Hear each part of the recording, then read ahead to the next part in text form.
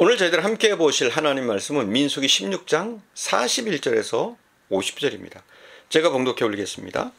이튿날 이스라엘 자손의 온 회중이 모세와 아론을 원망하여 이르되 너희가 여호와의 백성을 죽였도다 하고 회중이 모여 모세와 아론을 칠 때에 회막을 바라본즉 구름이 회막을 덮고 여호와의 영광이 나타났더라.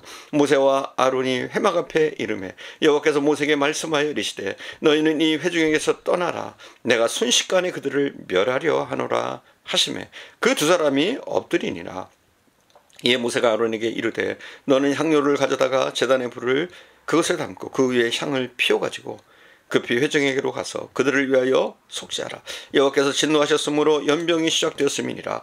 아론이 모세의 명령을 따라 향로를 가지고 회중에게 달려간즉 백성 중에 연병이 시작되었는지라. 이에 백성을 위하여 속죄하고 죽은 자와 산 자 사이에 섰을 때 연병이 그치니라. 고라의 일로 죽은 자 외에 연병에 죽은 자가 14,700명이었더라. 연병이 그침에 아론이 회막문 모세에게로 돌아오니라. 반역에 참여했던 고라당파 250명이 전부 불구덩이에 빠졌습니다. 그리고 하나님께서 땅을 합쳐버리자 흔적도 없이 다 정리되었습니다. 이쯤 되면 문제가 끝난 것 아니겠습니까? 그런데 그 다음날 문제가 확대 재생산됩니다. 오늘 본문의 첫 번째 부분이 그날 되어진 일입니다. 41절에서 42절 봉독하겠습니다. 41절에서 42절 이튿날 이스라엘 자손의 온 회중이 모세와 아론을 원망하여 이르되 너희가 여호와의 백성을 죽였도다 하고 회중이 모여 모세와 아론을 칠 때에 회막을 바라본즉 구름이 회막을 덮었고 여호와의 영광이 나타났더라. 문제가 일단락져졌는가 했더니 그 다음날 걷잡을 수 없이 문제가 확대된 겁니다. 온 회중이 하나도 빠짐없이 모여서 모세와 아론에게 반역하여 돌을 들어 쳤습니다. 폭동이 일어난 겁니다. 여러분, 그들을 모세와 아론이 죽였습니까? 그런데 250명을 모세와 아론이 죽였단 말이에요. 그러나 그들은 모세와 아론이 죽였다고 생각했습니다. 하나님께서 개입하시고 하나님께서 처리하신 겁니다. 모세와 아론은 억울하지 않겠습니까? 하나님께 모세가 250명을 죽여달라고 부탁했었습니까? 그 일에 모세가 동참했습니까? 하나님이 한 일을 모세에게 책임지라고 떠넘깁니다. 책임질 수도 없고 억울해서 견딜 수가 없었습니다. 오랫동안의 종살이로 불평불만에 이골이 난 백성들이 폭동을 일으키고 돌로 치려고 합니다. 갈 때까지 간 것 아닙니까? 이 백성들과 싸워서 이길 재간이 있겠습니까? 이성을 잃은 백성들 때문에 모세와 아론은 생명이 위협받는 위기에 직면합니다. 여러분, 위기가 닥쳐왔을 때 여러분은 어떻게 하시겠습니까? 오늘 본문에 나오는 말씀에 따라 모세와 아론이 어떻게 이 큰 위기를 극복했는지 살펴보겠습니다. 먼저 모세와 아론은 하나님을 바라봅니다. 이게 중요한 겁니다. 하나님을 바라보는 거예요. 42절에서 43절을 제가 다시 봉독하겠습니다. 회중이 모여 모세와 아론을 칠 때에 회막을 바라본즉 구름이 회막을 덮었고 여호와 영광이 나타났더라. 모세와 아론이 회막 앞에 이르매 성난 백성들이 치려고 달려들 때 모세는 성막으로 향해서 갔습니다. 성막을 바라보았습니다. 그 성막을 바라보면서 저 성막은 내가 하나님을 만나던 것이요. 하나님은 저기 계신데 하나님은 지금 이 일에 개입해 주시지 않을 것인가.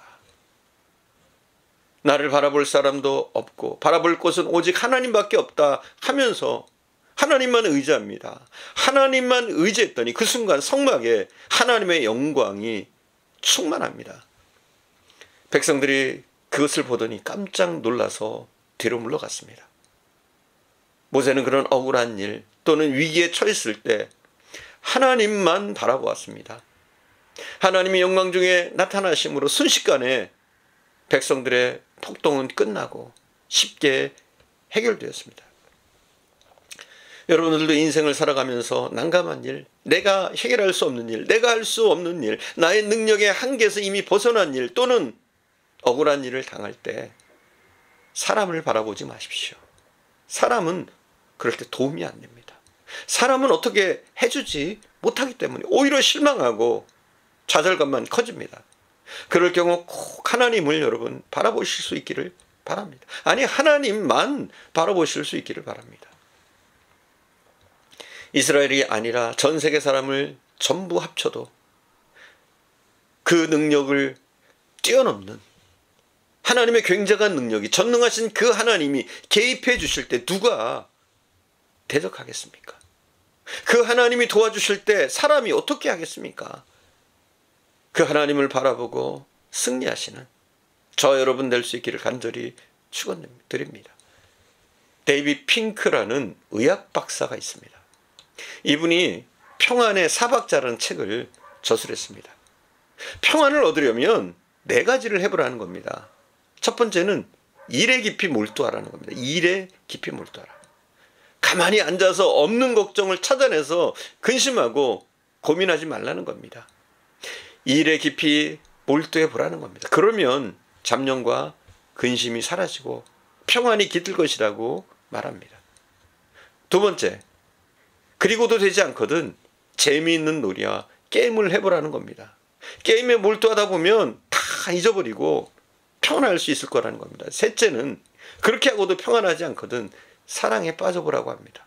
사랑을 하게 되면 눈이 멀어 소경이 된답니다. 즉, 그 사람의 단점이 더 이상 보이지 않습니다. 그러나 미워하는 마음은 현미경이 돼서 무엇을 해도 밉습니다. 어떤 물체를 볼 때 그냥 보면 깨끗해 보이지만 현미경으로 이렇게 꼼꼼히 보면 더럽지 않은 것이 어디 있겠습니까? 미워하는 사람은 현미경으로 보는 것 같은 겁니다. 그래서 우리가 볼 때는 아무것도 아닌데 뭐가 그리 나쁘다고 불평하는지 모릅니다. 그래서 사랑에 미쳐보라고 합니다. 사랑에 빠지면 온갖 근심 걱정이 다 사라지고 마음에 평안이 올 거라는 겁니다. 넷째가 가장 중요합니다. 위에 3가지 방법을 다 쓰고도 마음이 평안해지지 않거든 그는 이렇게 얘기합니다. 하나님께 미쳐보라. 말을 바꾸면 하나님께 신령과 진정으로 예비하라는 겁니다. 이 세상에 평안의 주인이 누굽니까? 하나님 아닙니까? 모든 것의 주인이 하나님 아닙니까? 그 하나님을 바라보라는 겁니다. 평화의 주인 되시는 그 하나님과 함께 할 때 나도 그 평안에 참여하게 된다는 겁니다.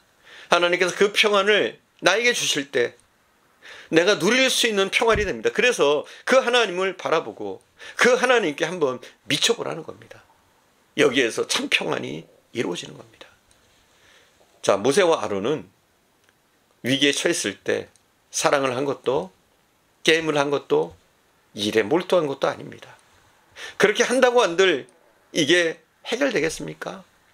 그래서 하나님을 바라보았습니다. 아니, 하나님만 바라보았습니다. 모든 것의 주인 되신, 평안의 주인 되시는 하나님께 의지할 때 하나님께서 은혜 부어주시고 예수 그리스도의 평강 가운데로 인도하십니다. 저와 여러분도 힘들고 어려울 때, 아무것도 붙잡을 수 없을 때, 아무것에도 기대할 수 없을 때, 사람의 힘으로 안 될 때, 사람의 능력으로는 불안하고 답답할 때 평강의 주인 되시는, 또 우리 안에 예수 그리스도의 평강을 허락하시는 그 하나님을, 그 하나님만 바라보시는 저와 여러분 되어줄 수 있기를 축원드립니다. 기도하겠습니다. 사랑하는 주님, 우리에게 닥친 그 위기의 순간에 오직 하나님만 바라볼 수 있는 저희들 되어지게 하옵소서. 사람은 해결할 수 없을지라도, 사람은 해결할 수도 없을지라도 오직 하나님은 모든 것이 가능하신 줄 믿습니다. 우리가 어려움을 당할 때 불안과 공포 가운데 떨지 않게 하시고 사람을 바라보지 않게 하시고 오직 만유의 주 되신, 우리의 모든 것 되신, 평화의 왕 되신 오직 하나님을 바라보게 하시고 하나님이 우리에게 허락하시는 예수 그리스도의 평안이 우리에게 머물게 하시기를 원합니다. 오직 하나님을 바라보며 세상이 감당치 못할, 세상이 흔들지 못한 예수 그리스도의 평강이 우리를 주장하게 하옵소서. 함께 하실 줄 믿사옵고 우리 구주 예수님의 이름으로 기도드립니다. 아멘.